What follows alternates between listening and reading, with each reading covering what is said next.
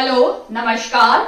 आप सबका स्वागत है आपकी अपनी दक्षता टीचिंग अकेडमी में। तो आज का जो मैंने वीडियो लिया है वो है HTET 2018 जो मैंने हेडिंग में लिखा हुआ है उसका अगेन मैंने सेक्शन बी लिया है जिसमें आपका रीजनिंग, क्वांटिटेटिव एप्टीट्यूड और जीके आता है हरियाणा का। ओके, तो वीडियो स्टार्ट करते हैं। क्वेश्चन नंबर 1 देखते हैं। क्वेश्चन नंबर 1 क्या है?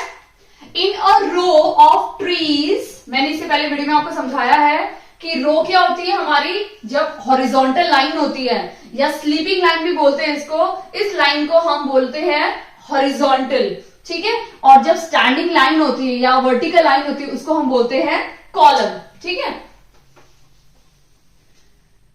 In a row of trees, a tree is at 11th position in a row from the left side, ठीक है। मैं अगर ऐसे हूं तो ये मेरा राइट है और ये मेरा लेफ्ट है, तो लेफ्ट साइड से उस ट्री का कौन सी पोजीशन है? 11वीं पोजीशन है, ठीक है। And 16th place from the right side, और राइट साइड से उसकी कितनी पोजीशन है? 16th पोजीशन है, ठीक है। How many trees are there in the row? तो इस पूरे रो में कितनी ट्री है? अब जिसकी पोजीशन बता रहे हैं उसकी यहां से 11th पोजीशन बताई है और यहां से 16th पोजीशन बताई है। सेम बंदे की दोनों पोजीशन बताई है, तो हम सबसे पहले तो नंबर को ऐड कर लेते हैं, ठीक है। ये क्या हो जाएगा? 727 हमारा आंसर आ गया, क्योंकि एक ही ट्री की दो पोजीशंस बताई है लेफ्ट और राइट से, तो ये दोनों पोजीशन एक ही के बंदे की हैं, तो -1 कर देंगे इसमें से, ठीक है। तो हमारा आंसर क्या आएगा? 26, यानी 26 हमारा राइट आंसर है। ऑप्शन बी हमारा करेक्ट आंसर है, ठीक है। आई होप आपको अच्छे से समझ में आ गए इस टाइप के क्वेश्चंस।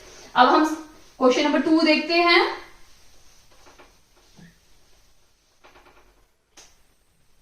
क्वेश्चन नंबर 2 क्या है? If A is greater than B, A B से बड़ा है by 2, यानी कितना बड़ा है? 2 नंबर बड़ा है, यानी A B से सिर्फ 2 नंबर बड़ा है, ठीक है। अगर B 5 है तो A 7 हो जाएगा, ठीक है। फिर क्या बोला है? B is greater than C by 10, अभी B C से बड़ा है, कितना बड़ा है? 10 नंबर बड़ा है, ठीक है। यानी ये दोनों हमारी इक्वेशंस मिल गई, ठीक है। नेक्स्ट क्वेश्चन में क्या बोला है? Then find the value of B plus C minus A, ठीक है। हाँ, इसमें A plus B plus C क्या है? 130, ये वैल्यू भी क्वेश्चन में दी हुई है, ठीक है। हमें फाइंड किसकी करनी है? हमें फाइंड किसकी करनी है value? B plus C minus A की वैल्यू हमें फाइंड करनी है। और हमारे पास कौन कौन सी वैल्यू है? ये है और एक ये दी हुई है, और ये हमें इक्वेशन दी हुई है। तो हम क्या करेंगे? A प्लस B तीनों का सम क्या है? 130 डिग्री है, तो हम यहां से B की वैल्यू यहां डाल देंगे और यहां से B की वैल्यू यहां डाल देंगे, ठीक है। तो A की जगह हम क्या लिख सकते हैं? B प्लस 2, तो मैंने A की जगह पे क्या लिख दिया? B प्लस 2, क्योंकि A B प्लस 2 के इक्वल है, ठीक है। अभी B की वैल्यू B ही रहेगी, ठीक है। और C की वैल्यू, ठीक है, यहां पे देखो C और B में रिलेशन है, तो कैसे निकालेंगे? B is equal to C plus 10 है, ठीक है। अब अगर मैं इस C को इस तरफ लेके आऊं, ठीक है, तो क्या हो जाएगा? C से हमें B की वैल्यू कैसे मिल जाएगी? C क्या हो जाएगा? B माइनस 10, यानी C को मैंने वहां रहने दिया और 10 को मैं इस तरफ लेकर आ गई तो -10 हो जाएगा। तो इससे हमें C से हमें B की वैल्यू मिल गई, तो मैं यहां C की जगह पे क्या लिख दूंगी? B minus 10, B minus 10 is equal to 130 degree, ठीक है। अभी इसको सॉल्व करके हम B की वैल्यू निकालते हैं। कितने B हैं? 1 2 3, यानी 3B। B को ऐड कर देंगे, -10 और 2 क्या हो जाएगा? -8 इज इक्वल टू 130। 3B यहीं पे रहेगा, ये वहां जाके प्लस हो जाएगा तो 138 हो जाएगा। तो B क्या हो जाएगा? 138 डिवाइड बाई 3 4 12 और 3 6 18, यानी B की वैल्यू हमारी क्या निकल गई? 46। अगर B की हमारी वैल्यू निकल गई और हमें किस किस की वैल्यू चाहिए, इसके लिए C और A की वैल्यू भी चाहिए, तो हम क्या करेंगे? यहाँ B की वैल्यू मिल गई तो A की क्या हो जाएगी? 46 प्लस 2 यानी 48, और यहां पे हमने निकाला था ना B माइनस 10 होता है, C क्या होता है? B माइनस 10, तो मैं यहां थोड़ी वैल्यू चेंज कर लेती हूं। C क्या हो जाएगा? B माइनस 10, यानी B अगर 46 है माइनस 10 तो क्या हो जाएगा? 36, यानी हमें A मिल गया, B मिल गया, C मिल गया। अब हम क्या करेंगे? ये वाली वैल्यू निकालेंगे। B क्या है? 46 प्लस C क्या है? 36, ब्रैकेट माइनस 48, इन दोनों को ऐड करेंगे तो क्या हो जाएगा 12, 1, 4, 5, 6, 7, 8 माइनस 48। ओके, अब इसको माइनस करेंगे तो हमारा आंसर क्या आएगा 34। ठीक है, 34 हमारा आंसर निकल गया, यानी ऑप्शन नंबर सी इसका राइट आंसर है। ठीक है, क्यों मैंने बी की वैल्यू ली, क्योंकि यहाँ पे भी ए और बी का रिलेशन है, यहाँ पे भी बी और सी का रिलेशन है, इसलिए मैंने सोचा कि बी की वैल्यू ही यहाँ पुट कर देती हूँ तो हमें जल्दी आंसर मिलेगा। ठीक है, आई होप आपको अच्छे समझ में आ गया है। अब हम नेक्स्ट क्वेश्चन स्टार्ट करते हैं, क्वेश्चन नंबर 3। इन बिटवीन अगर आपको कोई भी डाउट होता है तो प्लीज मुझे कमेंट सेक्शन में कमेंट करके बता सकते हैं। क्वेश्चन नंबर सी हम देखते हैं। क्वेश्चन नंबर सी क्या है,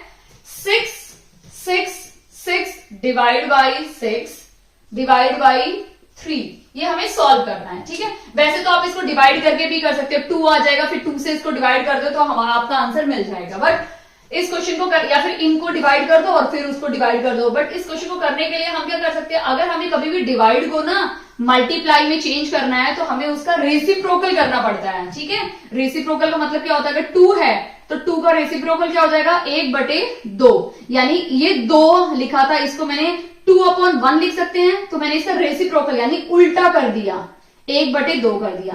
3/4 है, उसका रेसिप्रोकल क्या हो जाएगा 4/3। ठीक है, तो ये होता है उल्टा करना यानी रेसिप्रोकल। ठीक है, तो वैसे ही हम क्या करेंगे, इस क्वेश्चन को करने के लिए इसको रेसिप्रोकल कर देते हैं। जब इसको मैं डिवाइड की जगह मल्टीप्लाई लिखूंगी तो ये 6 की जगह क्या हो जाएगा 1/6, और ये इंटू करूंगी तो ये भी क्या हो जाएगा 1/3। ठीक है, वैसे उसको भी सेम कर सकते हो और इस तरह भी कर सकते हो। ठीक है, अब कैंसिल कर दो, 8 आ गया आपका आंसर। ठीक है, और फिर 3 से डिवाइड कर दो, 3 3 जा 9 और 3 7 जा 21, यानी 37 इसका राइट आंसर है। ठीक है, आप इसको डायरेक्टली भी कर सकते थे, इस तरह से भी कर सकते थे, आपका तो भी आंसर राइट ही निकलता। ठीक है, यहां से 3 मिल जाता, यहां से आपको 2 मिलता, 2 से इसको डिवाइड कर देते तो आपको 37 ही आंसर मिलता। ठीक है, आप कैसे भी करो तो आपको आंसर सेम 37 ही मिलना है। ठीक है, यानी ऑप्शन ए इसका राइट आंसर है। ठीक है, अब हम क्वेश्चन नंबर 4 देख लेते हैं। ठीक है, क्वेश्चन नंबर 4 क्या है, if x/16 is equal to 196/x, ये हमें वैल्यू दी हुई है और हमें x का मॉड्यूलस निकालना है। ठीक है, हमें ये x की वैल्यू निकालनी है। ये मॉड का मतलब इससे पहले वीडियो में मैंने आपको समझाया था कि मॉड्यूलस का मतलब क्या होता है। मॉड्यूलस का मतलब ये होता है प्लस हो चाहे माइनस वैल्यू हो, आपको बाहर जब आंसर आएगा तो आपको x ही आंसर आएगा, यानी कोई माइनस प्लस भी होगा तो वो प्लस आंसर आएगा, माइनस भी होगा तो भी मॉड्यूलस के अंदर अगर माइनस है तो बाहर आके वो प्लस ही हो जाएगा। ठीक है, ये मॉड्यूलस का मतलब होता है। ठीक है, अभी हम इस क्वेश्चन को सॉल्व करते हैं तो इस ऐसे क्वेश्चन में डायरेक्टली हम क्रॉस मल्टीप्लाई कर देते हैं, तो x इंटू एक्स क्या हो जाएगा x²। ठीक है, ये क्या हो जाएगा 196 इंटू 16 हो गया। अब ये x² है, स्क्वायर जब भी दूसरी तरफ जाता है ना तो स्क्वायर रूट बन जाता है, यानी अगर यहाँ पे स्क्वायर है तो ये अगर दूसरी तरफ लेके जाओगे तो ये रूट बन जाएगा, स्क्वायर रूट। वैसे ही x³ है, ये दूसरी तरफ जाएगा तो क्या बन जाएगा क्यूब रूट। ठीक है, ये सब चीजें छोटी छोटी चीजें जो आपको ध्यान देनी है। ठीक है, तो यहाँ पे स्क्वायर है, ये उस साइड जाके क्या हो जाएगा रूट हो जाएगा, तो मैं यहाँ पे रूट डाल देती हूँ। ठीक है, ये इसको हम कैसे लिख सकते हैं, 196 किसका है 14 इंटू 14 और 4 किसका है 4 इंटू 4। ठीक है, अब ये दो पेयर बन गए तो ये स्क्वायर रूट भी है, तो पेयर बनेगी तो इनमें से एक एक पेयर बाहर आ जाएगा 14 इंटू 4। ठीक है, 4 4 16 प्लस 1 4 1 4 5 56 इसका राइट आंसर है। ठीक है, यानी ऑप्शन नंबर डी इसका राइट आंसर है। ठीक है, आई होप आपको अच्छे से क्लियर है। आप वैसे भी कर सकते हैं, दोनों को मल्टीप्लाई कर देते हैं तो भी आपका फिर थोड़ा कॉम्प्लिकेटेड हो जाता है। इससे बेटर है यहीं पे जब आपको 196 पता है कि 14 का है और ये 4 का है तो उन्हीं को मल्टीप्लाई करके आंसर निकाल दो तो आपको कम समय में ज्यादा आंसर मिल जाएगा। ठीक है, क्वेश्चन नंबर 5 देखते हैं हम लोग।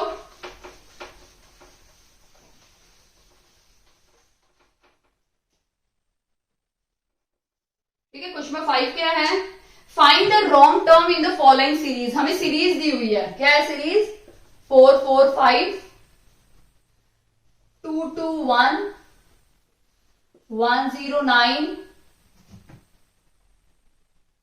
46 25 11 एंड 4। ठीक है, ये हमें सीरीज दी हुई है। हमें इसमें क्या करना है, गलत, यानी इनमें से कोई एक नंबर है जो गलत है और सीरीज को पूरा गलत बना रहा है, वो हमें ढूंढना है। ठीक है, किस तरह से करेंगे, सबसे पहले हमें डिफरेंसेस, हमेशा हम क्या करते हैं, डिफरेंसेस देखते हैं, ठीक है। तो इन दोनों के बीच में कितना डिफरेंस है, 7 का, 7 का डिफरेंस है ना। इन दोनों के बीच में कितना डिफरेंस है, 14 का, ठीक है। इन दोनों के बीच में कितना डिफरेंस है, 21 का, ठीक है। इन दोनों के बीच में कितना डिफरेंस है, 63 का।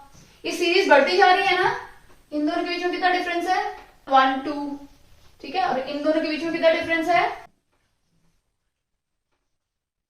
2 2 4, ठीक है। ये हमारी सीरीज मिल गई, क्लियर। अब अगर इसमें देखोगे आप तो ये 7 का डबल हो जा रहा है, ठीक है। ये 14 का डबल होना था ना। अगर 14 का डबल होता तो हमारा आता 28, फिर 28 का डबल अगर हम देखते हैं तो क्या आ जाता, 56, है ना। 56 का डबल करो, 111, ठीक है। यानी ये राइट है, ये राइट है, ये राइट है, ठीक है। और इसका जब डबल करोगे तो आपको क्या मिल जाएगा, ये भी राइट है। यानी गड़बड़ सिर्फ इन दोनों सीरीज में ही है। यानी अगर यहां पे 28 होता तो आपका इन दोनों में गड़बड़ है।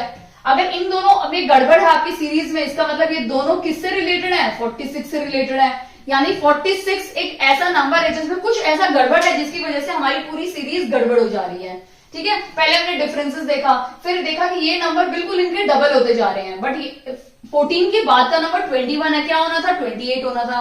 फिर 28 के बाद का नंबर 56 होना था, ये भी गड़बड़ है। यानी ये दोनों गड़बड़ वाली वैल्यूज एक ही नंबर की वजह से है, वो है 46। यानी इसका जो राइट आंसर है वो है 46, ठीक है। आई होप आपको अच्छे से क्लियर है। तो ऑप्शन बी इसका राइट आंसर है, ठीक है। अभी हम क्वेश्चन नंबर 6 देख लेते हैं।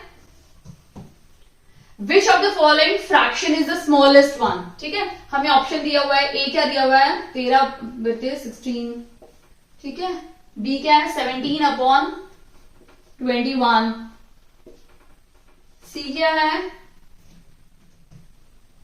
सी is 15/19, and what is D, 7/8, ठीक है। ये चारों हमारे ऑप्शन है। हमें इन चारों में से निकालना है कौन सी सबसे स्मॉलेस्ट फ्रैक्शन है। सबसे सिंपल है, जब भी फ्रैक्शन स्मॉलेस्ट पूछे, लार्जेस्ट पूछे, आपको सिर्फ डिवाइड करके देख लेना है, ठीक है। आप डिवाइड कर दो, अगर इसको डिवाइड करोगे तो आ जाएगा 0.81, इसको करोगे तो 21.80, इसको करोगे तो 0.1957, ठीक है। और लास्ट वन को अगर आप डिवाइड करते हो तो आपका आंसर क्या आ जाएगा, 87। तो 87 आपका ये आंसर मिल गया, ठीक है। यानी अगर आप देखोगे तो आपके ये सारे फ्रैक्शंस के आंसर मिल गए हैं, ठीक है। अब इनमें से आप बताओ क्या पूछा, कुछ में स्मॉलेस्ट पूछा, तो सबसे स्मॉलेस्ट कौन सा है हमारा, सबसे छोटा हमारा फ्रैक्शन कौन सा है, ये वाला फ्रैक्शन है। यानी ये सबसे स्मॉलेस्ट फ्रैक्शन है। बट अगर इसी में पूछ लेंगे सबसे लार्जेस्ट फ्रैक्शन कौन सा है, तो इन सब में से सबसे लार्जेस्ट कौन सा है, ये वाला है। यानी ये सबसे लार्जेस्ट यानी सबसे बड़ा फ्रैक्शन, ये छोटा फ्रैक्शन है, ठीक है, ये बड़ा फ्रैक्शन है, ठीक है। आई होप आपको अच्छे से क्लियर है ये वाला क्वेश्चन। तो ऑप्शन सी हमारा राइट आंसर है, ठीक है। यानी ऑप्शन सी हमारा करेक्ट आंसर है, क्योंकि ये सबसे स्मॉलेस्ट फ्रैक्शन है इन सब में से, ठीक है। अभी हम नेक्स्ट क्वेश्चन देखते हैं, क्वेश्चन नंबर 7।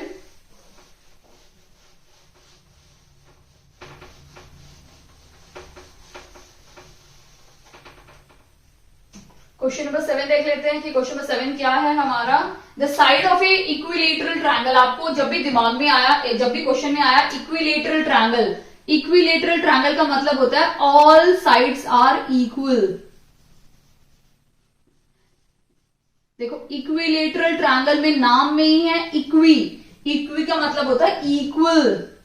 क्या होता है, इक्वल। यानी जिस त्रिभुजा यानी जिस ट्रायंगल की तीनों साइड एक समान होती है, एक जैसी होती है, उसे हम बोलते हैं इक्विलेटरल ट्रायंगल। यानी अगर ये 3 सेंटीमीटर है तो ये भी 3 सेंटीमीटर होगा और ये भी 3 सेंटीमीटर होगा। जब सारी साइड सेम होंगी, सेम मेजरमेंट की होंगी, उन्हें हम बोलते हैं इक्विलेटरल ट्रायंगल, और उनका एक एरिया का फॉर्मूला होता है। वैसे तो देखो ट्रायंगल के बहुत सारे फॉर्मूलेज होते हैं, मैं आपको बता देती हूँ। सबसे पहले ट्रायंगल, अगर आपको एरिया ऑफ ट्रायंगल निकालना है इक्विलेटरल, जब सारी साइड इक्वल होती हैं, उस टाइम पे आपको फॉर्मूला यूज करना है √3/4 साइड स्क्वायर। ये वाला फॉर्मूला आपको सिर्फ और सिर्फ यूज करना है जब आपका ट्रायंगल इक्विलेटरल ट्रायंगल है, जिसकी सारी साइड्स इक्वल हैं। ठीक है, काफी बार आपको मिलेगा ऐसे ट्रायंगल्स जिसकी सारी साइड इक्वल नहीं होती है, या फिर वो आइसोसेलेस हो सकता है जिसकी 2 साइड इक्वल होती है, या फिर स्केलिन हो सकता है जिसकी सारी साइड अनइक्वल होती है, सेम नहीं होती है। ठीक है, जिस ट्रायंगल की 2 साइड सेम होती है उसको बोलते हैं आइसोसेलेस ट्रायंगल, और जिस ट्रायंगल की सभी साइड अनइक्वल होती है, ये 3 सेंटीमीटर होगी, ये 4 सेंटीमीटर होगी, और ये 7 सेंटीमीटर है, उस टाइम पे उसको बोलते हैं स्केलिन ट्रायंगल। ठीक है, तो जब आइसोसेलेस या स्केलिन ट्रायंगल का एरिया पूछेंगे, उस टाइम पे आपको यूज करना है हीरोन्स फॉर्मूला। ठीक है, हीरोन्स फॉर्मूला एक फॉर्मूला होता है जो मेंसुरेशन में है। जल्दी मैं इसको भी आपको पढ़ाने वाले हूं कि हीरोन्स फॉर्मूला का भी यूज करके आप एरिया निकाल सकते हैं। उसका फॉर्मूला है S = A + B + C / 2, और एरिया निकालने के लिए S - A, S - B और S - C, ये वाला फॉर्मूला आपको यूज करना है जब आपके ट्रायंगल इक्विलेटरल नहीं हो। कैसे हो? आइसोसेलेस या स्केलिन हो। ठीक है, और एक तीसरा फॉर्मूला हम यूज करते हैं जब हमारे ट्रायंगल राइट एंगल ट्रायंगल होते हैं, यानी 90 डिग्री। उस टाइम पे आपको कौन सा फॉर्मूला यूज करना है? उस टाइम पे इस तरह का ट्रायंगल बनेगा जिसमें एक 90 डिग्री होता है, एक सबसे लॉन्गेस्ट साइड होती है हाइपोटेन्यूज, और एक परपेंडिकुलर और एक बेस होता है। उस टाइम पे आपको कौन सा फॉर्मूला यूज करना है? Half base into height. ठीक है, ये है ना, ये हाइट ही होती है, ये हाइट, और बेस, ये बेस होता है। उस टाइम पे आपको ये फॉर्मूला यूज करना है। तो आपको बहुत ध्यान देना है कि ट्रायंगल का कौन सा फॉर्मूला आपको यूज करना है। इक्विलेटरल ट्रायंगल का यूज करना है, हीरोन्स फॉर्मूला का यूज करना है, या फिर आपको राइट एंगल ट्रायंगल का फॉर्मूला यूज करना है। ठीक है, तो अभी क्वेश्चन के अकॉर्डिंग ये हमारा जो ट्रायंगल था वो क्या था? इक्विलेटरल ट्रायंगल है, तो हम कौन सा फॉर्मूला यूज करेंगे? ये वाला फॉर्मूला। ठीक है, तो मैं एरिया लिख देती हूँ। क्या बोला क्वेश्चन में? If the side of A equilateral triangle, एक ये हमारा इक्विलेटरल ट्रायंगल का एरिया है। ठीक है, और अभी क्या हुआ? इसके बाद इसकी साइड क्या हुई? डिक्रीज हो गई, कम हो गई 20%। ठीक है, then its area is decrease by, पहले हमारा ये ट्रायंगल था। ठीक है, उसके बाद हमारा ट्रायंगल क्या हुआ? उसका जो 20% उसकी जो भुजाएं थी यानी साइड्स थी वो कम हो गई।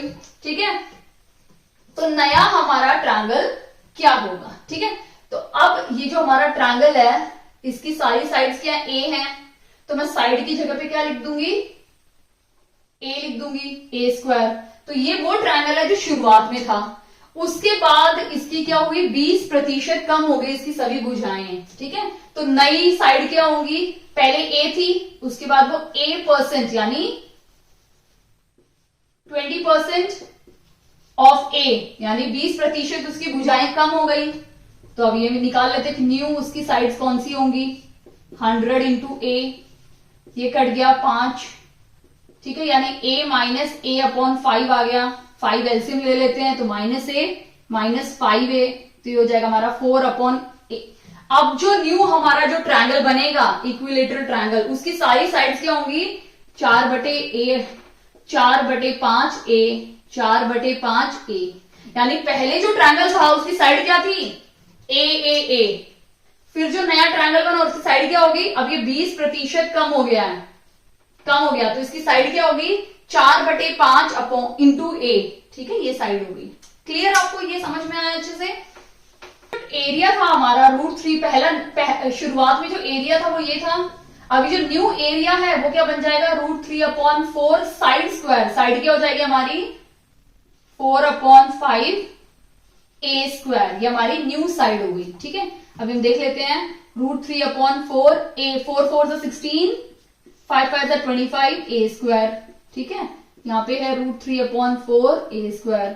अभी अगर आप देखोगे तो क्या क्या चीजें चेंज हुई हैं, इनको मल्टीप्लाई कर लेते हैं, सॉरी। ठीक है, ये हो जाएगा 16/√3 100 ए स्क्वायर, और ये हो जाएगा हमारा √3/4 a²। अभी देखिए हमें ये दोनों हमें क्या करने हैं, डिनोमिनेटर को सेम बनाना है। तो हम क्या करेंगे, इसमें से हम क्या करेंगे, इंटू कर देंगे 25, ठीक है, और डिवाइड भी 25, मतलब 25 से डिवाइड और मल्टीप्लाई दोनों करेंगे।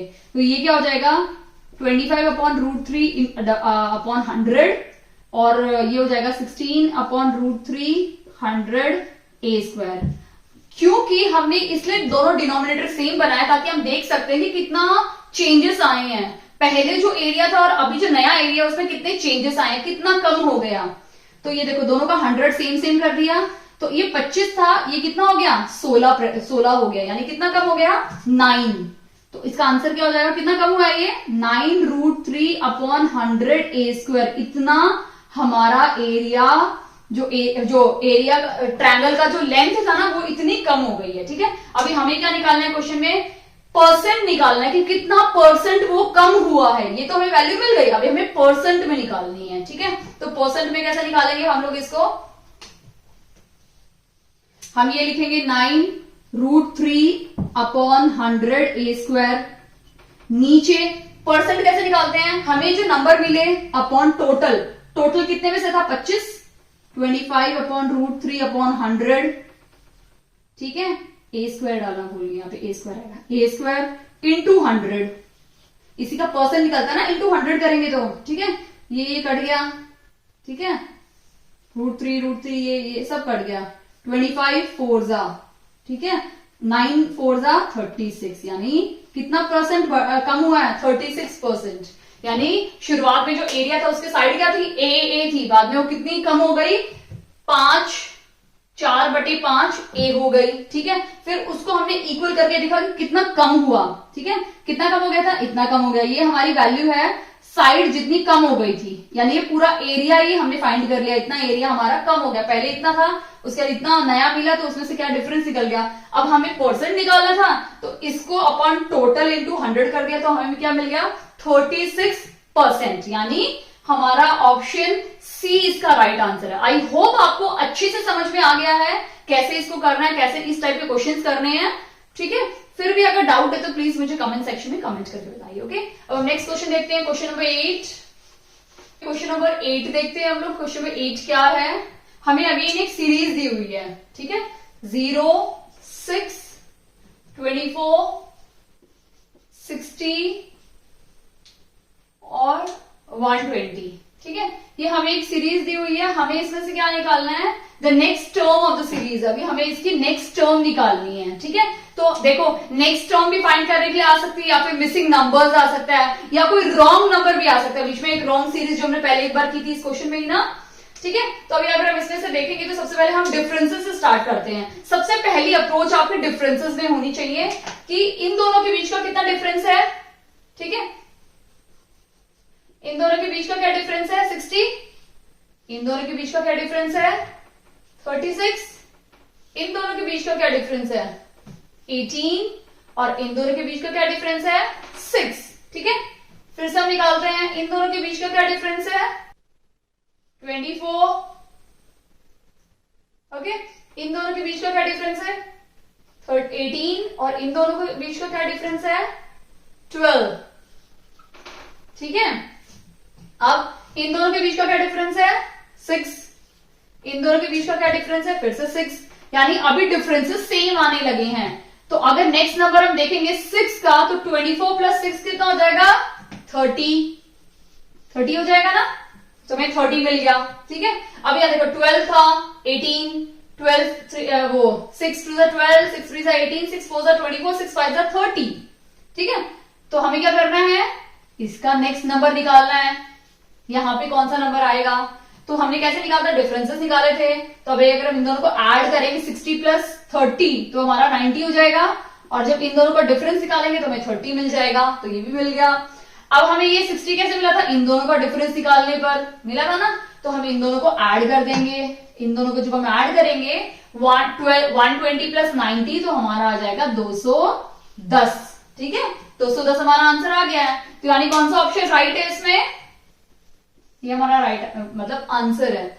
तो तो ऑप्शन बी इसका राइट आंसर है। ठीक है, ऑप्शन बी क्या है, इसका करेक्ट आंसर है। ठीक है, तो इस तरह से आपको सीरीज बना के देखनी है। तो सबसे पहला अप्रोच आपका होना चाहिए डिफरेंसेस में या ऐड करने पर। ठीक है, चलो अभी नेक्स्ट क्वेश्चन देखते हैं। Question number 9, X and Y are brother. X और वाई दोनों ब्रदर हैं, तो ब्रदर के लिए मैंने क्या बोला था, प्लस साइन। ठीक है, और सिस्टर या मम्मी या कोई भी फीमेल होगी तो माइनस साइन। ठीक है, तो X and Y are brothers, B is the daughter of A. अब क्वेश्चन में कोई लेना देना नहीं तो अलग से बना देते हैं। बी क्या है, डॉटर है, सॉरी बी क्या है, डॉटर है किसकी, ए की। अब ए कौन है हमें मेंशन नहीं किया तो मैंने उसका कोई भी सिंबल नहीं डाला है। बी डॉटर बोली है, गर्ल है तो माइनस डाल दिया। ठीक है, नेक्स्ट क्या बोला, A is the wife of Y. A wife है वाई की, तो ऑब्वियसली बात है माइनस आ जाएगा। और इसकी डॉटर है तो यहाँ पे बी आ जाएगा माइनस, तो हम इसको इरेज कर देते हैं। ठीक है, क्लियर। अभी क्वेश्चन में क्या पूछा है, what is the relationship between B और एक्स के बीच में क्या रिलेशन है। ठीक है, ऑब्वियसली बात है ये इसका भाई है, भाई की बेटी क्या लगती है, भतीजी होती है, या हम बोल सकते हैं नीस। ठीक है, बेटा होता तो नेफ्यू हो जाता। अब ये इसकी नीस हो गई है और ये इसके अंकल हो गए हैं। ठीक है, तो ऑप्शन क्या राइट है, देखो सिस्टर इन लॉ होगी नहीं, नीस राइट आंसर है, डॉटर भी हो नहीं सकती और सिस्टर भी हो नहीं सकती, तो बी नीस इसका करेक्ट आंसर है। ठीक है, यानी बी नीस इसका राइट आंसर है। नीस यानी भाई की बेटी, भतीजी। ठीक है, हिंदी में इसका आंसर है भतीजी। ठीक है, ओके अभी हम क्वेश्चन नंबर 11 देखते हैं। क्वेश्चन नंबर 11 क्या है, ठीक है, sorry question number 10। In a certain code, एक कोड दी हुई है PURE, प्योर। ठीक है, प्योर का क्या दिया हुआ है, QVQD। ठीक है, और किसका दिया हुआ है, कोप का COPE। कोप का क्या दिया हुआ है, DPOD। और हमें निकालना किसका है, वेन का। ठीक है, WHEN।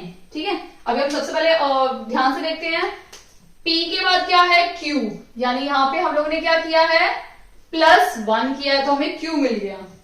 UV, यानी यहां पे भी हमने क्या किया है, +1 किया तो हमें U के बाद V मिल गया। ठीक है, नेक्स्ट देखो RQ, यानी एक माइनस किया है तो हमें क्या मिला है, Q, क्योंकि Q के बाद R आता है। ठीक है, तो R से पहले Q और E से पहले क्या आता है, D, यानी यहां पे भी माइनस किया, यानी सीरीज कैसी बन रही है, +1 +1 -1 -1। अभी अगर ये भी सेम फॉलो करती होगी तो वही सेम हम यहां अप्लाई करेंगे। C के बाद क्या आ रहा है, D, यानी +1। O के बाद क्या आ रहा है, P, यानी +1। P के बाद क्या आ रहा है, O, यानी PO से पहले आता है यानी -1। E के पहले आता है D, यानी सेम सीरीज ये भी फॉलो कर रहे हैं, +1 -1 -1। तो यही सेम सीरीज हम फॉलो करेंगे। ठीक है, W के बाद क्या आता है नेक्स्ट, X। ठीक है, H के बाद क्या आता है, I। ठीक है, E से पहले क्या आता है, ये हमने +1 कर दिया है। अभी E से पहले क्या आता है, D, और N से पहले क्या आता है, M, यानी XIDM। XIDM है ऑप्शन C, यानी हमारा जो ऑप्शन C है वो इसका करेक्ट आंसर है। ओके, आई होप आपको अच्छे से क्लियर है। अब हम नेक्स्ट क्वेश्चन देखते हैं, क्वेश्चन नंबर 11।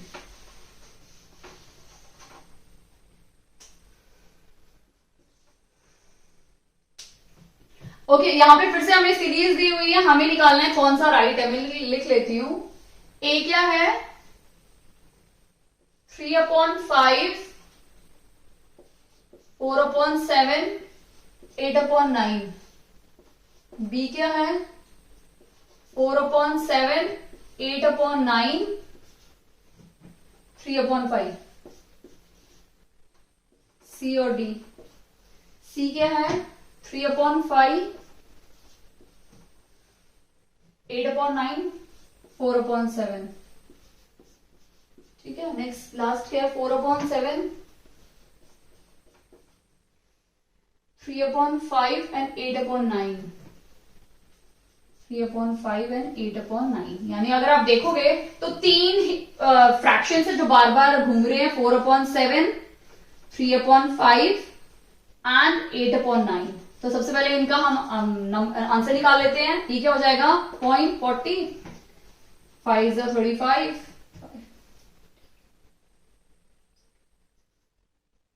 49। ठीक है, इसका क्या हो जाएगा 6, इसका क्या हो जाएगा, ओके। तो ये हमारे आंसर्स मिल गए हैं। अब अगर आप देखोगे तो सबसे बड़ा कौन सा है, सबसे बड़ा ये है, ठीक है। तो 8/9 ग्रेटर है, फिर उसके बाद क्या है 3/5, उसके बाद क्या है 4/7, यानी 4/7 सबसे छोटा है।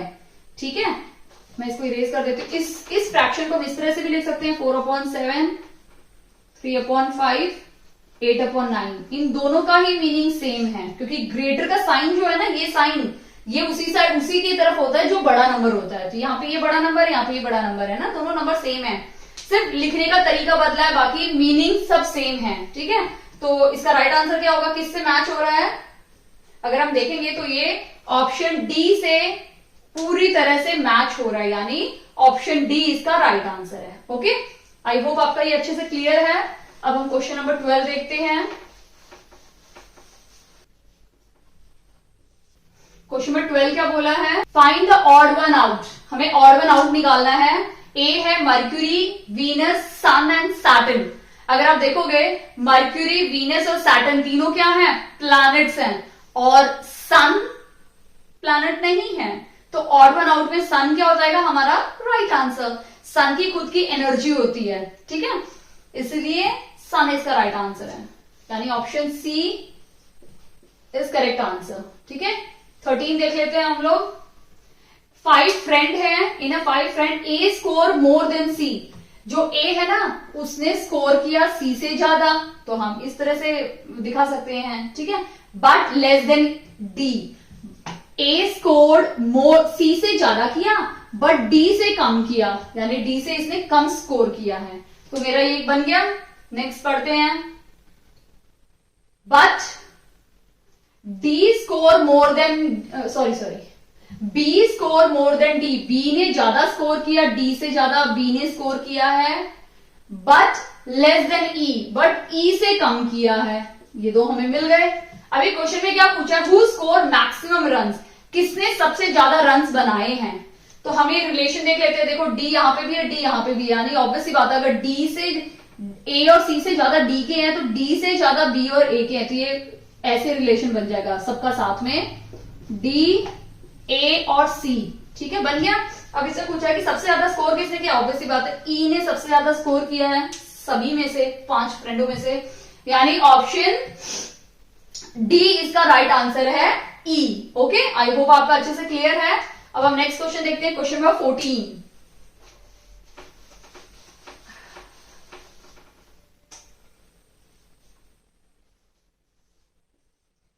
क्वेश्चन 14 क्या दिया हुआ है, इस टाइप के क्वेश्चन बहुत एग्जाम में पूछे जाते हैं। If 2 equals to X plus 1, 1 plus 1, 3 plus 1/4।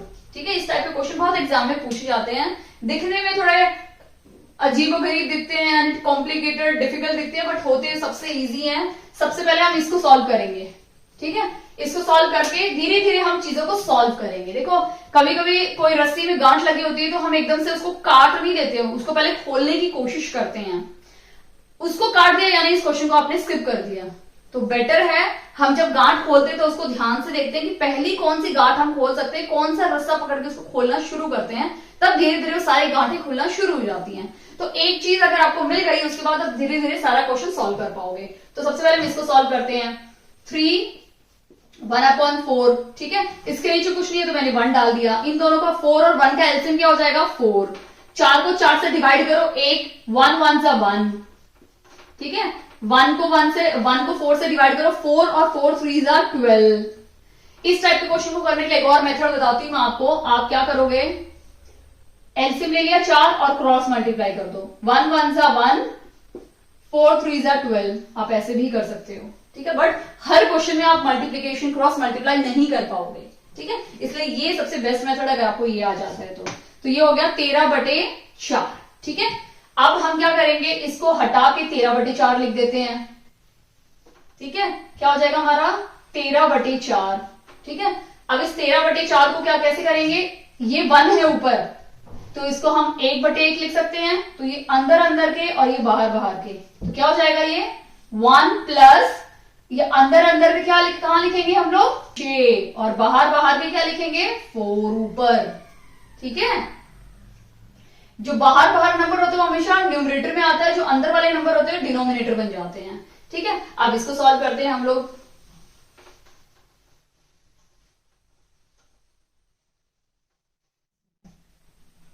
अब इसको सॉल्व करेंगे तो क्या हो जाएगा 13, इसके नीचे कुछ नहीं है तो 1 आ जाएगा, 13 आ गया, तो फिर से क्रॉस मल्टीप्लाई कर 13 1 जा 13 एंड 4 1 जा 4, ठीक है। 17 अपॉन 13, ठीक है, तो ये 17/13 आ गया, ठीक है। अब हम क्या करेंगे, इस पूरे को हटा के क्या लिख देंगे 17/13, समझ में आया। अब हम क्या करेंगे, इस 1 को 1/1 लिख देंगे। अब ये अंदर अंदर के नंबर कहां जाएंगे डिनोमिनेटर में, और ये बाहर बाहर के नंबर कहां जाएंगे न्यूमरेटर में, ठीक है। अब ये सीरीज कैसे बन जाएगी 2 = x प्लस अंदर अंदर के नंबर कहां जाएंगे नीचे 17, बाहर बाहर के नंबर ऊपर जाएंगे 13। अब इसको सॉल्व करते हैं, ठीक है। तो ये x है, x को हम यहीं रहने देते हैं, तो ये क्या हो जाएगा 2 - 13/17, ठीक है। 17 एलसीएम, ठीक है। फिर से क्रॉस मल्टीप्लाई कर दो, ये कुछ नहीं है 1 है, 17 2 जा 34 - 13, तो क्या आ जाएगा हमारा 17 1 21, 17 और 21 आ गया, 17 और 21, यानी हमारा ऑप्शन है यस, हमारा ऑप्शन बी इसका राइट आंसर, यानी ये हमारा फाइनल आंसर है 21/17। तो अगर हम ऑप्शन में देखेंगे तो option number B, yes, option number B हमारा राइट आंसर है। ओके, आई होप आपका ये अच्छे से क्लियर हो गया है। धीरे धीरे करके सॉल्व करोगे तो आपका आंसर जरूर मिलेगा। ओके, अब हम नेक्स्ट क्वेश्चन देखते हैं, क्वेश्चन नंबर 15।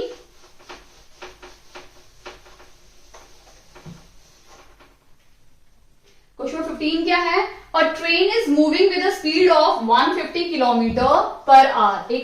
एक ट्रेन मूव कर रही है, उसकी जो स्पीड है वो कितनी है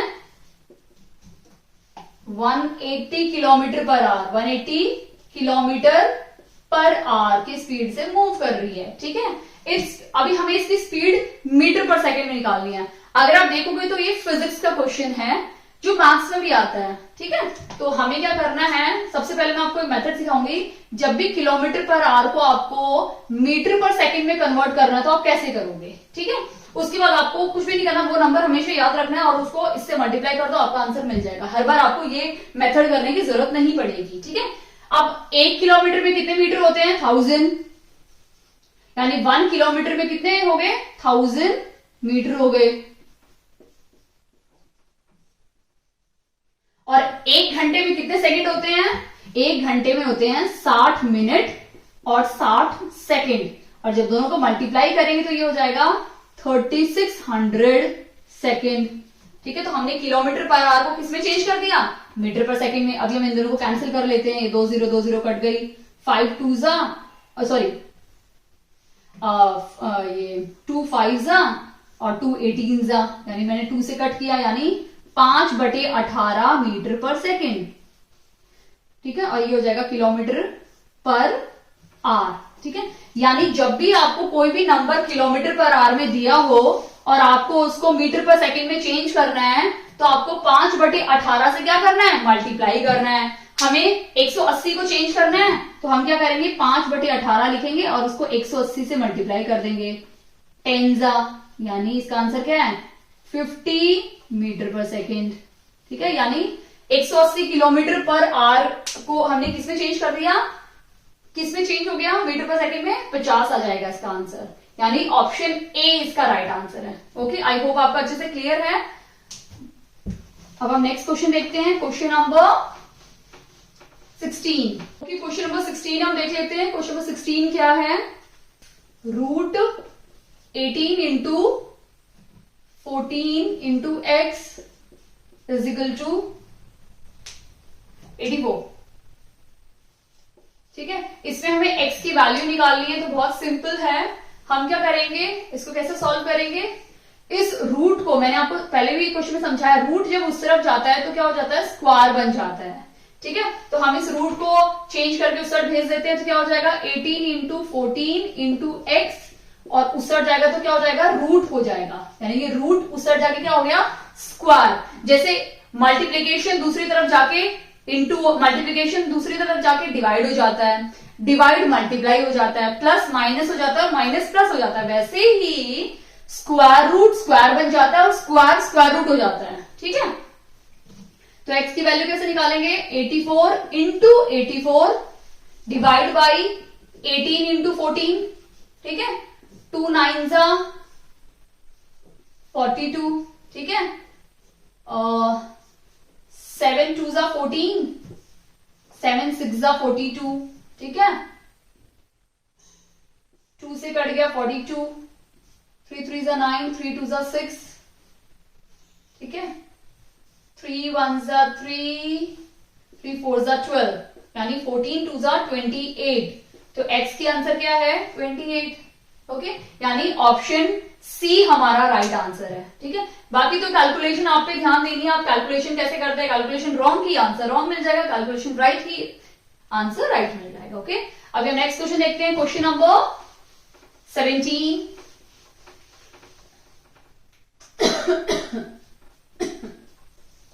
क्वेश्चन 17 क्या है, हमें दिया हुआ है रूट की वैल्यू, फिर से रूट आ गया, तो प्लीज आप मेरी रूट और स्क्वायर रूट वाली या क्यूब रूट वाली वीडियो जरूर देखिए, आपको समझ में आएगा। नहीं तो क्योंकि इस बार वाले 2018 में तो रूट वाले ज्यादा क्वेश्चन दिए हुए हैं। 25 इज इक्वल टू, ये किसके इक्वल है हमें निकालना है, बहुत सिंपल है, रूट है तो रूट में क्या है, इसको 0.05 हो जाएगा, यानी ये 5 का 25 का 5 आ गया और 2 0 का 1 0 बाहर आ गया। ठीक है, प्लस अब ये किसका है, 15 का है, मैंने 15 लिख दिया। ठीक है, डॉट, तो यहाँ पे डॉट डाल दी। ठीक है, आई होप आज आपको अच्छे से क्लियर। अब इन दोनों को हमें ऐड करना है, तो क्या करेंगे, ऐड कैसे करेंगे, 1.5, अब मैंने यहाँ पॉइंट है तो पॉइंट यहाँ 0 डाल दो, पॉइंट के बाद 2 नंबर आ गए तो 5 डाल दो, कुछ नहीं ऊपर 0 डाल दो, ऐड कर दो 5 5 1, यानी 1.55। ठीक है, ये इसका राइट आंसर है, यानी ऑप्शन नंबर ए हमारा राइट आंसर है। हम क्या करते हैं जल्दबाजी में 0.05, ठीक है, और 1.5, हम पॉइंट का ध्यान ही नहीं देते हैं, 0 2 और बस हो गया 2 पॉइंट। फिर देखते रहेंगे, सर्च करते रहेंगे, अरे ये तो ऑप्शन है ही नहीं, मैंने कहा गड़बड़ कर दी। पूरा शुरू से देखते हैं, इसलिए आपको डेसिमल को कैसे ऐड करना है बहुत ध्यान से करना है। डेसिमल को ऐड करते समय डेसिमल का एक भी डॉट यहां से वहां हो गया, आपका आंसर हिल जाएगा। ठीक है, तो प्लीज ये सब चीजें आपको मैथ्स में बहुत ध्यान देनी है। तो ये सारे क्वेश्चन क्वांटिटेटिव एप्टीट्यूड के हैं। ठीक है, 18 हम देख लेते हैं। क्वेश्चन में 18 क्या है, school bus picks A from its house. ठीक है, उसके हाउस से, ए के हाउस से स्कूल बस ने ए को पिक किया। ठीक है, और उसने क्या किया, 2 लेफ्ट टर्न लिए, 2 लेफ्ट टर्न लिए और 1 राइट टर्न लिया। ठीक है, 1 राइट टर्न, एंड वो स्कूल पहुंच गई। ठीक है, if the bus is facing east direction, तो हमें ये डायरेक्शन बहुत इंपॉर्टेंट है, नॉर्थ साउथ वेस्ट और ईस्ट। बस का डायरेक्शन कैसे था, ईस्ट डायरेक्शन में था। ठीक है, वाइल रीचिंग स्कूल, मतलब स्कूल पहुंचते पहुंचते, ये स्कूल है, स्कूल पहुंचते पहुंचते उसका डायरेक्शन क्या था, बस का ईस्ट डायरेक्शन था, यानी वो जब पहुंची स्कूल में तो इस डायरेक्शन में पहुंची है, यानी यहां से पहुंची है स्कूल में। ठीक है, हमें निकालना है कि व्हेन बस which direction was the bus facing, जब उसके घर पे थी तो बस का डायरेक्शन क्या था, हमें ये निकालना है। ठीक है, तो हम उल्टा करते हैं इसका, क्योंकि हमें स्कूल वो यहां से यहाँ पे आ चुकी, यहाँ का डायरेक्शन पता है, तो हमें इसका निकालना है, तो हम थोड़ा उल्टा करते हैं। ठीक है, हम उल्टा क्या करेंगे, ये हमारा स्कूल है। ठीक है, यानी ए का स्कूल है ये। ठीक है, ये ए का स्कूल है, स्कूल बस की जो डायरेक्शन थी वो पहुंची तो उसका ईस्ट की तरफ फेस था, ये ऐसे पहुंची थी बस, ठीक है। अब उल्टा करेंगे तो पहले राइट टर्न होगा ना। अब जब वो ऐसे चल रही है, बस का फेस इस डायरेक्शन में है, तो ये राइट साइड था उसका बस का, तो वो उल्टा, ये राइट हो गया, ठीक है। अब यहां आने के बाद जब वो बस चल रही थी तो राइट ये आया ना, तो ऐसे मुड़ेगी ना, तभी उसका फेस ईस्ट की तरफ होगा, ठीक है। अब वो ऐसे है बस, अब ऐसे में ये उसका लेफ्ट है तो यहां मुड़ जाएगी पहला लेफ्ट, ठीक है। यानी जब वो ऐसे चल रही थी तो उसका लेफ्ट ये आया, तभी वो जाके मुड़ी ना लेफ्ट में, और ये राइट में, तो ये राइट हो गया, ये लेफ्ट डायरेक्शन हो गया पहला लेफ्ट, और ये दूसरा लेफ्ट हो गया ना सारे डायरेक्शन यहां। इसका मतलब बस यहां से चली है, ठीक है, बस ने ऐसे पिक किया है, क्लियर। यहां पे है इसका घर, हाउस ए का, तो किस डायरेक्शन में है हाउस ए का, ये डायरेक्शन कौन सा हो गया, नीचे का डायरेक्शन हो गया ना। अगर ये ईस्ट है, ये वाला अगर डायरेक्शन ईस्ट है, तो नीचे वाला डायरेक्शन बस यहां पे आ रही है ना, तो ये क्या हो गया, साउथ डायरेक्शन हो गया, नीचे की तरफ। अगर ऊपर की तरफ जाती तो नॉर्थ हो जाता, उस तरफ जाती तो वेस्ट जाता, नीचे की तरफ ये ईस्ट से यहां पे आ रही है ना, तो क्या हो गया, साउथ। यानी ऑप्शन बी इसका राइट आंसर है, साउथ। तो कभी कभी क्या होता है, हमें फॉरवर्ड ना जाते हुए क्वेश्चन को रिवर्स में भी देखना पड़ता है कि क्या क्वेश्चन में दिया हुआ है। तो जो भी क्वेश्चन में दिया होता है उसके अकॉर्डिंग हमें करना पड़ता है। तो इसमें पीछे का दिया होता, आगे का हमें निकालना था, तो हम रिवर्स में चले गए, ठीक है। आई होप आपको अच्छे समझ में आ गया है क्वेश्चन। अभी नेक्स्ट क्वेश्चन देखते हैं, question number 19। Okay, question number 19 भी बहुत इंपॉर्टेंट है कि एक्सपोनेंशियल का है, ठीक है। 9/4 एक्स दिया हुआ है, ठीक है, डॉट 8/27 क्या है, x माइनस 1 इक्वल्स टू 2/3। ये हमें क्वेश्चन में दिया हुआ है, ठीक है। और हमें किसकी वैल्यू निकालनी है, हमें x की वैल्यू निकालनी है। तो इस टाइप के जब क्वेश्चन होते हैं ना, तो ये आते हैं एक्सपोनेंशियल एंड पावर चैप्टर के हैं। तो जिसमें क्या होती है, ये जो टर्म होता है ना 9/4, इसको हम बोलते हैं बेस। क्या बोलते हैं, बेस, ठीक है। और इसके ऊपर जो भी वैल्यू लिखी होती है ना ऊपर x या x/2 या सिर्फ 2, तो उसे हम बोलते हैं पावर, ठीक है। तो ये हमारा बेस होता है, ये हमारा पावर होता है। इस पूरे कॉन्सेप्ट को हम बोलते हैं एक्सपोनेंशियल। तो इसके कुछ फॉर्मूले हैं, मैं आपको भी बता देती हूं इसके क्या क्या फॉर्मूले हैं, ठीक है। इसको कैसे सॉल्व करते हैं, अगर यहाँ पे 2x है, ठीक है, और यहाँ डॉट 2y है, जब दोनों बेस सेम होते हैं ना, तो हम एक बार इसका फॉर्मूला बन जाता है, दोनों बेस सेम होते हैं तो हम पावर्स को क्या करते हैं, ऐड करते हैं। तो x की जगह पे मैं लिख देती हूँ 4 और y की जगह पे 6। यहाँ पे इंटू है, इंटू होगा तो पावर को प्लस करेंगे, इंटू होगा तो पावर को प्लस करेंगे, ऐसे प्लस करेंगे। बट अगर डिवाइड होता तो पावर को हम क्या करते, माइनस करते, ठीक है। पावर को क्या करते हैं हम लोग, 4 - 6 माइनस करते। आपको ये चीज ध्यान देनी है, ठीक है। जल्दी मैं इस पे भी एक वीडियो बनाऊंगी, क्योंकि इसके क्वेश्चन मैंने देखे हैं काफी, हर बार एक एक क्वेश्चन तो रिपीट हो ही रहा है और आता भी है। तो इसको हम 2/3 बेस है, स्टैंडर्ड है, तो इसको इन दोनों को हम स्टैंडर्ड फॉर्म में करेंगे 2/3।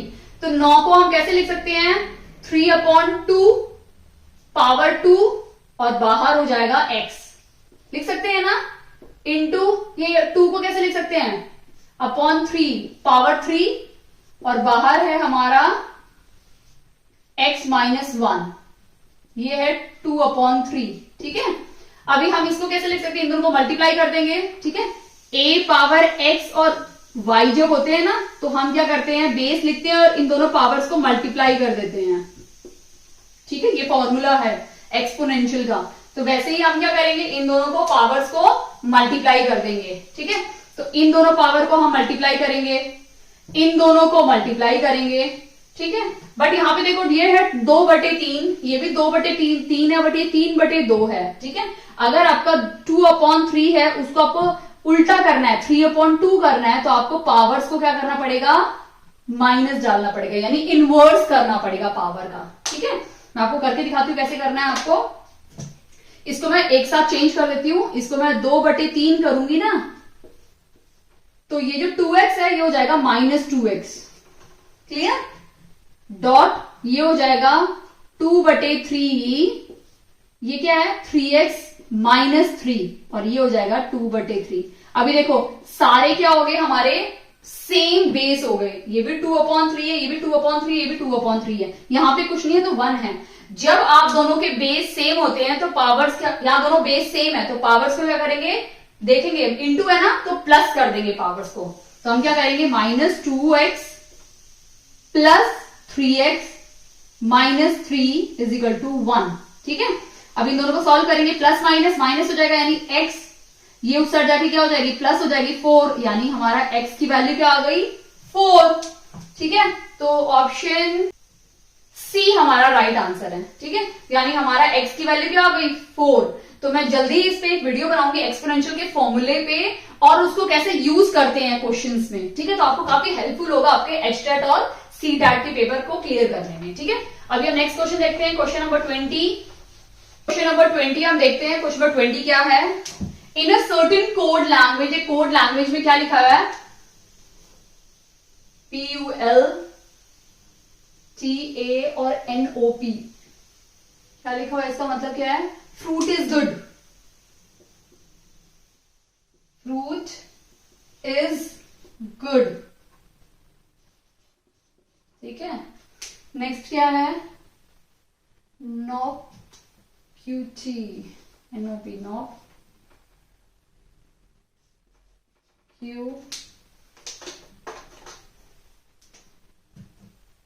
क्यूटेर, इसका मीनिंग ये है, tree is tall, tree is tall. ठीक है, लास्ट क्या है, पुल होसॉप, होसॉप SOP, ये है ना, पुल होसॉप means eat good food, eat good food. हमें किसका निकालना है, what is the meaning of fruit. ठीक है, ओके, ये कोड लैंग्वेज दी हुई है, हमें फ्रूट का निकालना है कि फ्रूट का कोड लैंग्वेज में वर्ड क्या होगा। ठीक है, ये हमें निकालना है। अगर आप देखोगे, पुल टा नॉप फ्रूट इज गुड। ठीक है, जरूरी नहीं है पुल मतलब फ्रूट हो, टा मतलब इज हो, ऐसा नहीं है, बिल्कुल नहीं है। ठीक है, अभी हम ऐसा वर्ड देखते हैं, यहाँ पे जो इसमें भी आया हुआ हो, fruit is good, tree is tall, तो इज दोनों में आया है, यानी यहाँ पे भी इज है, यहाँ पे भी इज है, तो इन दोनों में देखते हैं कौन सा वर्ड कॉमन है। तो ये जो नॉप है ना, नॉप, ये वर्ड कॉमन है, तो हमें नॉप का मतलब मिल गया, नॉप का मतलब होता है इज। ठीक है, अभी हम देखते हैं इन दोनों में क्या कॉमन है, fruit is good, eat good food, good common है। ठीक है, ये जो गुड है ना, ये यहाँ पे भी है और यहाँ पे भी है, यानी इस और इसमें क्या चीज कॉमन है, पूल कॉमन है, PUL, यानी इस पूल का नाम है गुड, इसका मीनिंग क्या है, गुड। ये क्या है, इसका मीनिंग गुड। ठीक है, हमें फ्रूट का निकालना है, यानी यहां देखो, इज का मतलब होता है नॉप, गुड का मतलब होता है पुल, तो क्या बच गया, फ्रूट। तो ऑब्वियसली ज्यादा फ्रूट का मीनिंग क्या होगा, टा ही होगा ना। ठीक है, और किसी में तो फ्रूट दिया भी नहीं है, तो फ्रूट का मतलब क्या हो गया, टा, यानी ऑप्शन डी इसका राइट आंसर है। ठीक है, इस टाइप का क्वेश्चन आपको इस तरह से करना है, यहाँ कॉमन देख देख के आपको मिक्स एंड मैच करना है। ओके, आई होप आपको अच्छे समझ में आया हो। अब हम नेक्स्ट क्वेश्चन देखते हैं, क्वेश्चन नंबर 21। ठीक है, क्वेश्चन 21 क्या है, who was the leader of revolution of 1857 इन पानीपत। ठीक है, पानीपत में जो रिवोल्यूशन हुआ था ना 1857 में, उसका लीडर कौन था, हमारे पास ऑप्शन है इमाम अली कलंदर, तो ऑप्शन ए ही इसका राइट आंसर है, यानी 21 का जो राइट आंसर है वो है इमाम अली कलंदर। ठीक है, अभी 22 का क्वेश्चन आंसर देख लेते हैं। 22 क्या है क्वेश्चन हमारा, how many wild life sanctuaries are there in Panchkula district, यानी जो पंचकुला डिस्ट्रिक्ट है उसमें कितनी वाइल्ड लाइफ सेंचुरीज हैं, 2 ही वाइल्ड लाइफ सेंचुरी, याद रखना। ठीक है, पंचकुला, पंचकुला 2 ही शब्द से बना है, पंच और कुला, यानी 2 ही वाइल्ड लाइफ सेंचुरीज हैं। ठीक है, अभी हम 23rd क्वेश्चन देख लेते हैं, इसका क्या है ऑप्शन, ऑप्शन बी, ये ऑप्शन बी है। ठीक है, 23rd है, identify the group of which all the cities are associated with metro project. Metro project तो जो नॉर्थ में रहते हैं उनको अच्छे से पता है मेट्रो कहां कहां फैली हुई है, पूरा NCR कवर किया हुआ है, तो हम देख लेते हैं। पहला ऑप्शन है गुड़गांव, फरीदाबाद, सोनीपत, गुड़गांव में भी है, फरीदाबाद में भी, सोनीपत में भी आ रही है। ठीक है, गुड़गांव, पलवल, बहादुरगढ़। ठीक है, गुड़गांव, फरीदाबाद एंड बहादुरगढ़, यानी अगर आप देखेंगे ऑप्शन सी, उसमें तीनों ऐसी सिटीज हैं जिन तीनों में ही मेट्रो फैसिलिटी यानी मेट्रो की सुविधा आपके लिए है, ठीक है, अवेलेबल है। यानी इसका ऑप्शन सी राइट आंसर है, गुड़गांव, फरीदाबाद और बहादुरगढ़, ठीक है। अभी ऑप्शन 24 क्वेश्चन देख लेते हैं। 24 क्वेश्चन क्या है हमारा, the decadal population growth of Haryana for the period of 2001 से लेके 2011 तक जो डिकेडल यानी 10 साल की जो पॉपुलेशन है हरियाणा की वो कितनी है। ऑप्शन डी इसका राइट आंसर है 24 का, यानी 19.9%, ठीक है। परसेंट तो आपको पता है कैसे निकालना है, इन दोनों में जितनी भी इसकी जो है वो यो ले लो, इसकी ले लो, दोनों को माइनस कर दो अपॉन टोटल इनटू 100, तो आपको पॉपुलेशन परसेंट मिल जाएगा, ठीक है। अभी हम देख लेते हैं 25 का क्या आंसर है, ठीक है, क्या क्वेश्चन है। द कैपिटल ऑफ योधे गाना वॉज, ये रोहतकी है, यानी ऑप्शन ए इसका राइट आंसर है, ठीक है। अभी हम 26 देख लेते हैं। Who is known as Haryana Kesari, option C इसका राइट आंसर है, पंडित नेकीराम, यानी पंडित नेकीराम को, ऑप्शन सी इसका राइट आंसर है, पंडित नेकीराम को हरियाणा केसरी के नाम से जाना जाता है, ठीक है। महाराणा प्रताप हॉर्टिकल्चर यूनिवर्सिटी, हाँ, अगर आप देखोगे महाराणा प्रताप की जो हॉर्टिकल्चर यूनिवर्सिटी है वो है करनाल में। करनाल में काफी बड़ी बड़ी यूनिवर्सिटीज अगर आप देखोगे तो इसका राइट ऑप्शन है ऑप्शन डी करनाल, ठीक है। करनाल की तो हमारी चावला जी भी हैं, तो उनके नाम पे भी कुछ यूनिवर्सिटीज हैं, ठीक है। और 28 देख लेते हैं। नीरज चोपड़ा वाला क्वेश्चन तो ऑब्वियसली बात है, सबको ही पता होगा कि नीरज चोपड़ा जी कौन सा गेम खेलते हैं, वो जावलिन थ्रो खेलते हैं। जब भी नीरज चोपड़ा दिमाग में आता है तो सबको उनका गेम पता है, तो आंसर राइट ही होता है जावलिन थ्रो, ठीक है। 29 देख लेते हैं हम लोग, यानी 28 का जो राइट आंसर है वो है ए, यानी जावलिन थ्रो। 29 क्या है इसका, how many administrative sub division are there in Haryana. Haryana में 73 इसका राइट आंसर है, यानी ऑप्शन ए, ठीक है। आई होप आपको ये सारे क्वेश्चंस अच्छे से समझ में आए हो, कोई भी प्रॉब्लम नहीं हुई होगी आपको।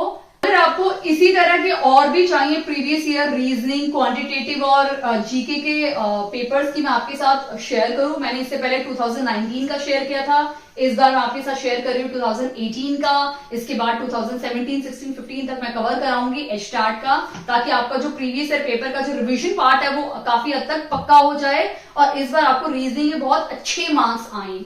अगर आपको वीडियो अच्छी लगी हो तो प्लीज इस वीडियो को लाइक कीजिए, चैनल पे नए हैं तो प्लीज चैनल को सब्सक्राइब कीजिए। दाक्षिता टीचिंग अकेडमी, थैंक यू।